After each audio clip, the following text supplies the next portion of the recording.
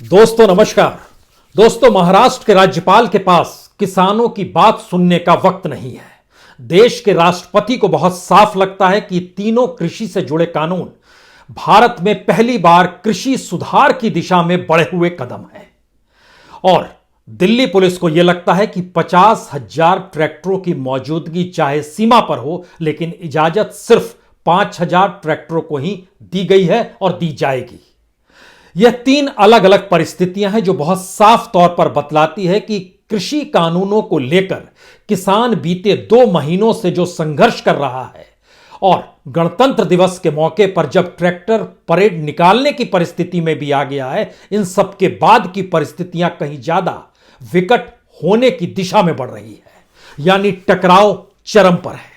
और शायद इस टकराव के मद्देनजर ही किसानों ने आज जब इस बात का ऐलान कर दिया कि अब 1 तारीख को संसद की दिशा में बढ़ेंगे और पैदल बढ़ेंगे, दिल्ली की तमाम सीमाओं से चलेंगे और पैदल ही दिल्ली की संसद तक पहुंचेंगे, क्योंकि संसद के भीतर बैठे हमारे प्रतिनिधियों ने मुंह पर ताला जड़ लिया है।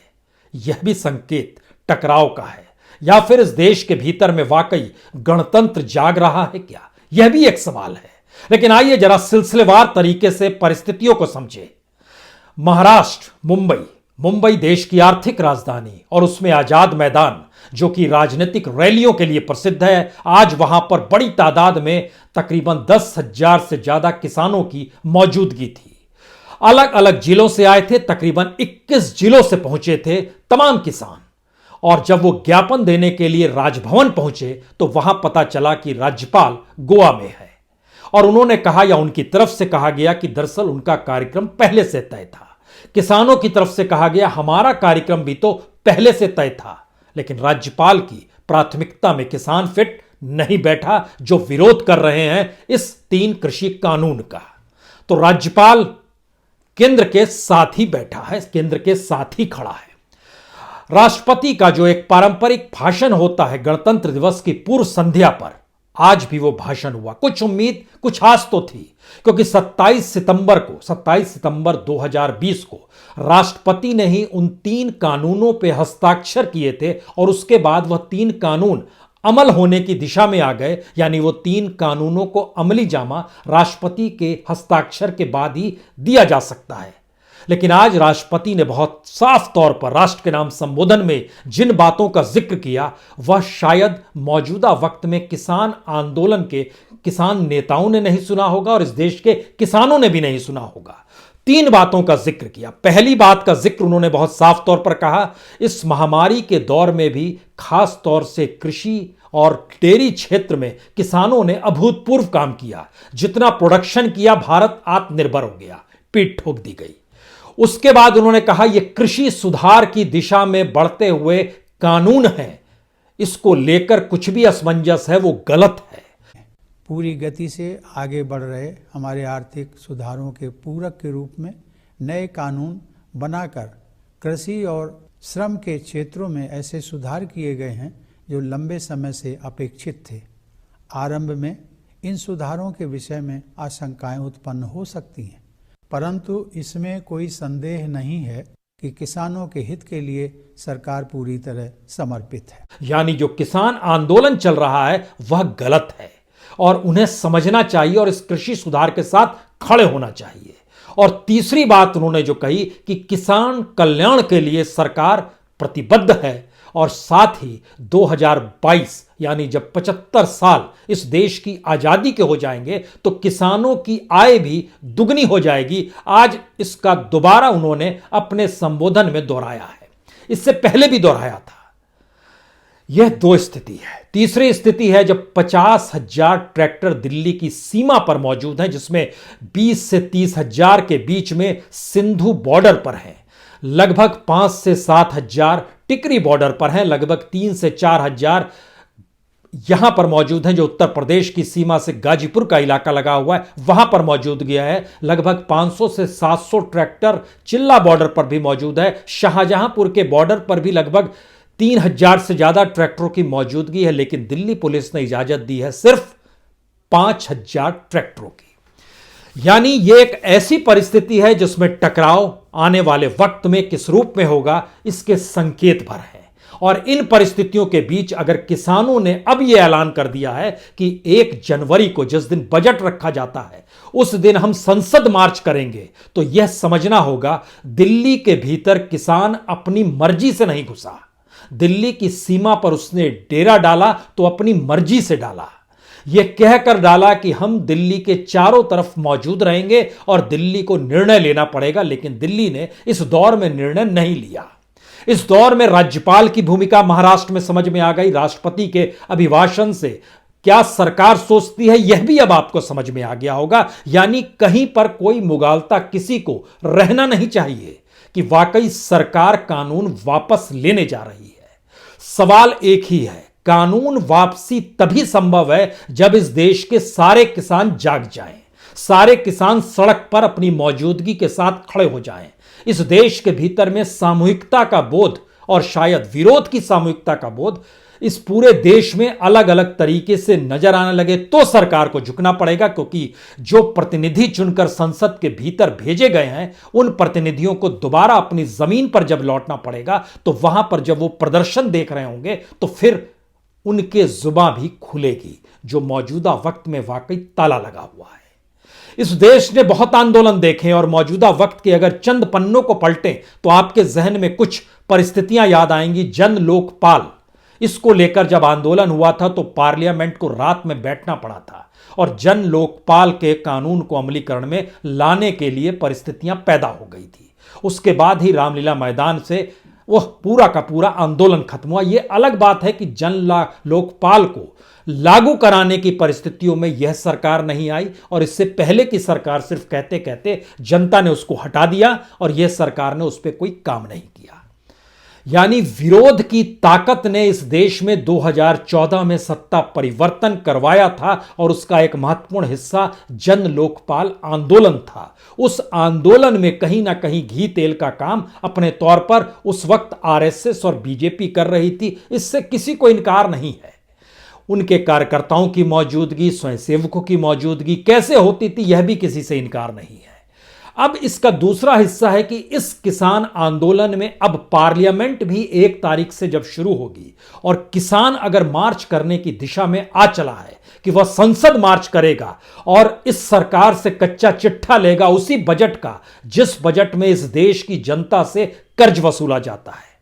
इस देश में कर्ज वसूली के साथ किस रूप में सरकार अपने ऊपर जो खर्च करती है गवर्नेंस के नाम पर, क्या वह कच्चा चिट्ठा लेने की स्थिति आज आ चुकी है?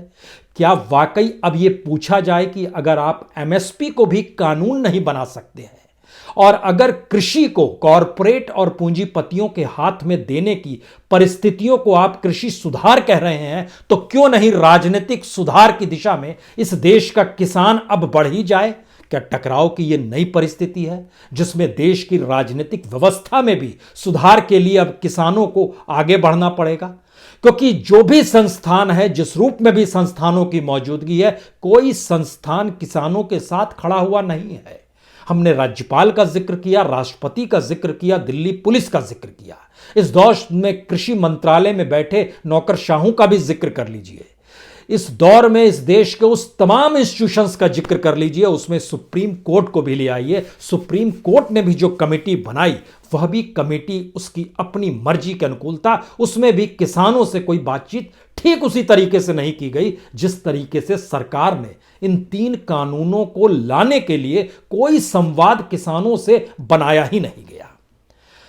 अब यहां से बात शुरू होती है कि 26 जनवरी के दिन जब ट्रैक्टर परेड निकलेगी, यह ट्रैक्टर परेड आने वाले वक्त को लेकर क्या एक सिंबॉलिज्म होगा, एक संकेत होगा कि इस देश के भीतर में टकराव की परिस्थितियां क्या हो सकती है? क्योंकि आंदोलन की एक कड़ी अगर जन लोकपाल से आप शुरू करते हैं तो आपके जहन में सीएए नागरिकता कानून भी सवाल के तौर पर उभर कर आएगा। और दुनिया के अलग अलग देशों में जाकिएगा तो अलग अलग देशों में विरोध प्रदर्शनों का एक पूरा का पूरा हिस्सा रहा हुआ है, खासतौर से 21वीं सदी में, चाहे वह ऑक्युपाई वॉल स्ट्रीट के तौर पर रहा हो जिसमें क्लाइमेट चेंज का जिक्र था, या फिर अगर आपको याद आए तो अरब स्प्रिंग के तौर पर देखिए, वो पूरा ट्यूनेशिया हो, लीबिया हो, मिस्र, यमन, सीरिया, बहरीन, उन तमाम देशों में, अल्जीरिया, सूडान, तमाम जगहों पर जो विरोध हो रहा था, उसमें सोशल मीडिया की भागीदारी कैसी थी और किस रूप में उसने उसको एक स्प्रिंग मूवमेंट के तौर पर खड़ा किया था, जिसको अरब स्प्रिंग के तौर पर जानते हैं।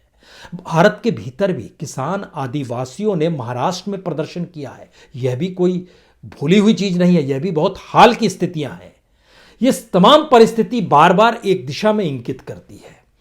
क्या राजनीतिक सत्ता से टकराने के लिए इस देश की जनता को अब अपनी ताकत वोट से इतर सड़क पर दिखानी होगी?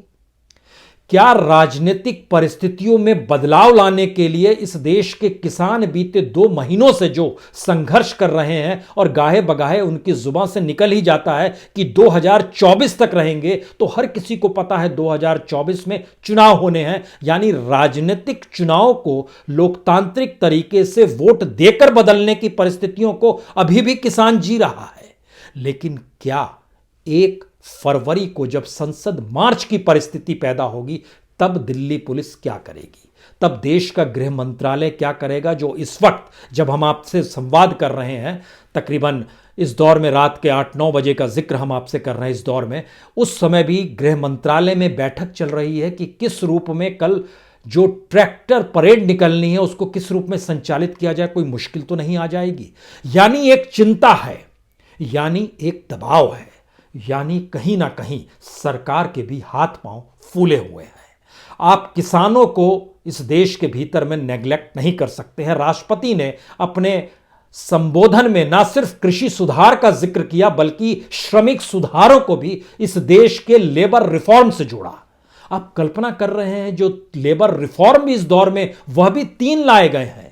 उसमें हायर एंड फायर, यानी कोई भी इंडस्ट्री किसी भी लेबर को रख सकती है और कभी भी निकाल सकती है, यानी उसकी सुरक्षा की जिम्मेदारी किस तरीके से कानूनी तौर पर स्टेट ने, सरकार ने, राजनीतिक सत्ताओं ने पल्ला झाड़ लिया है, यह इस देश का लेबर रिफॉर्म है।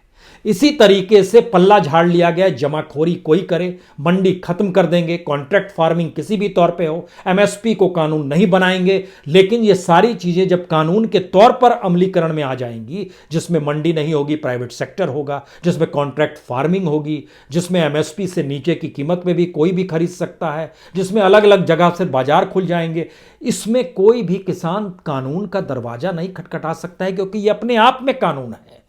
फिर इसका मतलब क्या है?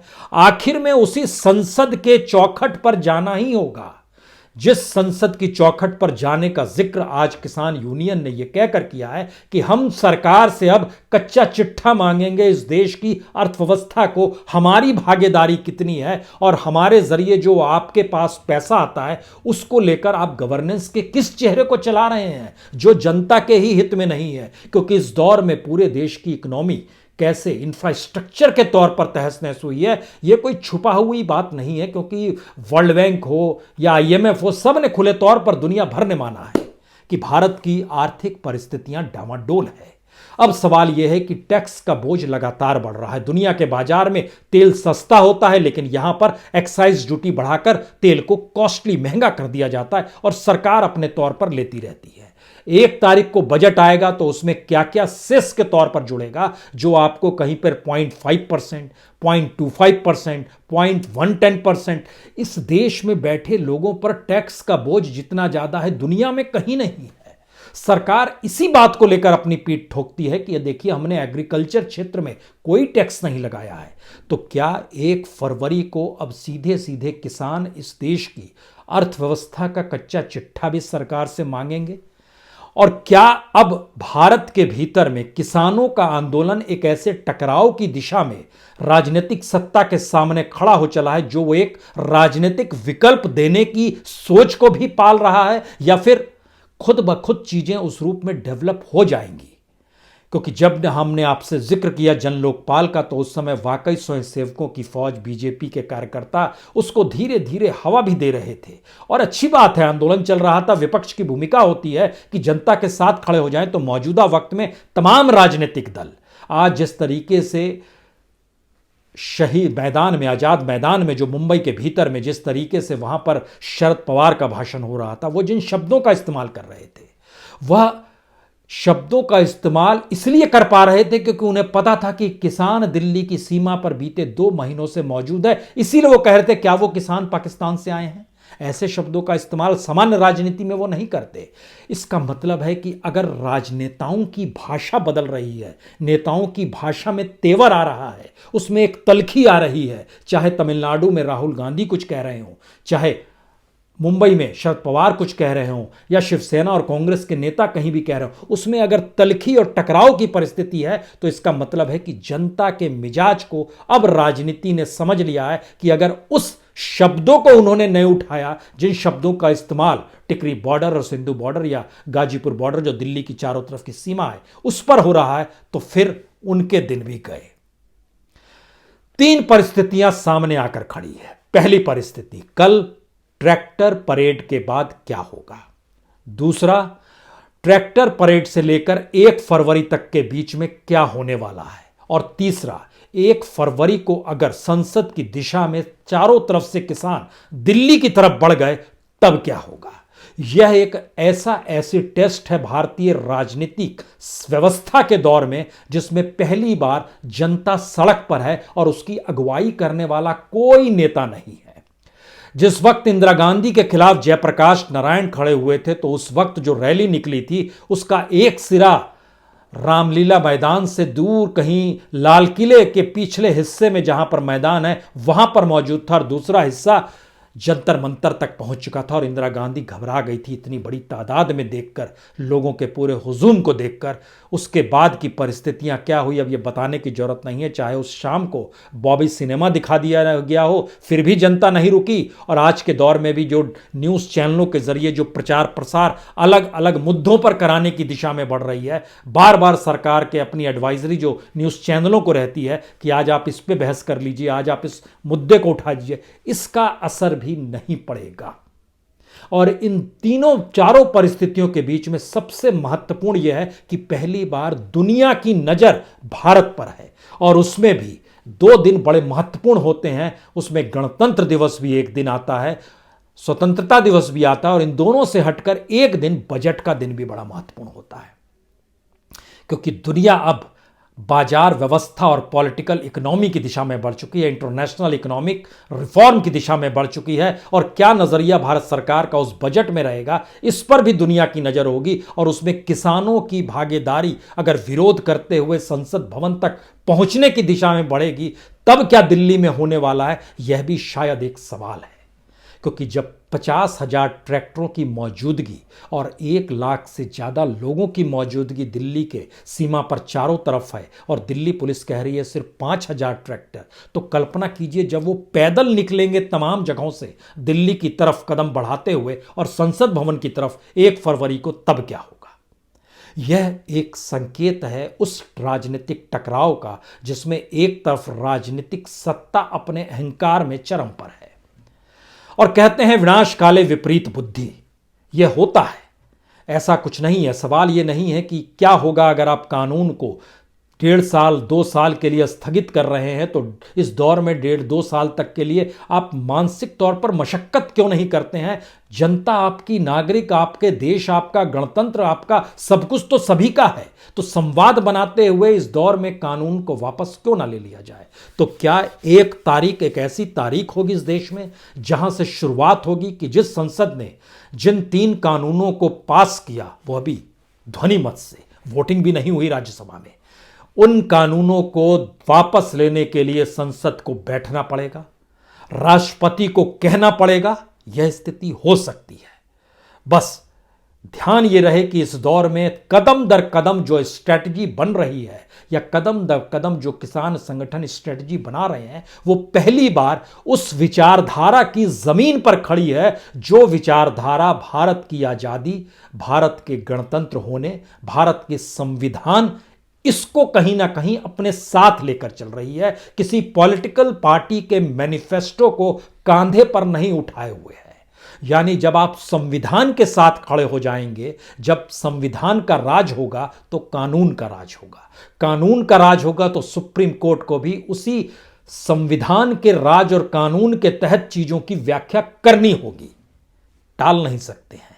और उसी के मातहत तब राज्यपालों की भूमिका और राष्ट्रपति की भूमिका भी क्या होगी, यह बताने की जरूरत नहीं है। राष्ट्रपति के पास अधिकार होता है कि जो भी कानून बनाने के लिए भेजा जाए वह उसे एक बार वापस कर सकता है। हस्ताक्षर करने पड़ेंगे, लेकिन वापस करके वह विरोध भी दर्शा सकता है। लेकिन विरोध राष्ट्रपति ने नहीं दर्शाया और 27 सितंबर को बाकायदा हस्ताक्षर कर दिए चंद मिनटों में। स्थितियां बदल रही है क्या?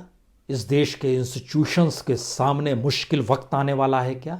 इस देश के भीतर में जनता धीरे धीरे परिस्थितियों को समझ रही है क्या? जब 1 फरवरी को बजट रखा जाएगा तो उस बजट का कच्चा चिट्ठा पहली बार कागजों में छपकर आप तक नहीं पहुंचेगा, वो सॉफ्ट कॉपी में होगा। इसका मतलब है कि उसकी पुस्तक पहुंचने के लिए भी आपके पास कहीं ना कहीं एक हुनर होना चाहिए, एक संपत्ति होनी चाहिए, क्योंकि सबके पास नेट्स की स्थिति नहीं है, सबके पास मोबाइल पर नेट होकर बजट देखने की परिस्थितियां नहीं होंगी। लेकिन अखबारों में जब वो छपेगा और आएगा तो क्या उसमें इस बात का जिक्र होगा इतना पैसा इस मद से आएगा, या इस बार वह भी गायब होगा? बहुत सारी परिस्थितियां, और पहली बार शायद इस देश का किसान ही इस देश की राजनीतिक तौर पर अगुवाई करे, जो कि इस देश की राजनीतिक व्यवस्था को ही बदलने की दिशा में ले आए। शायद उस दिशा में बढ़ते हुए यह गणतंत्र दिवस की ट्रैक्टर परेड के बाद 1 फरवरी को संसद की दिशा में बढ़ते हुए कदम तय कर देंगे। इंतजार कीजिए, हम लोग इंतजार भी कर सकते हैं और इसको बहुत बारीकी से देखते समझते हुए, इसकी व्याख्या करते हुए स्थितियों को समझ भी सकते हैं। और ऐसा नहीं है कि संसद के भीतर बैठे सदस्य इस बात को नहीं समझ पा रहे हों। सत्ता रहेगी यह सोचकर वह आज मुंह पर ताला लगाए हुए हो सकते हैं, लेकिन कल सत्ता नहीं रहेगी यह सोचकर वो पहले बोल भी सकते हैं। बहुत बहुत शुक्रिया, बहुत बहुत शुक्रिया।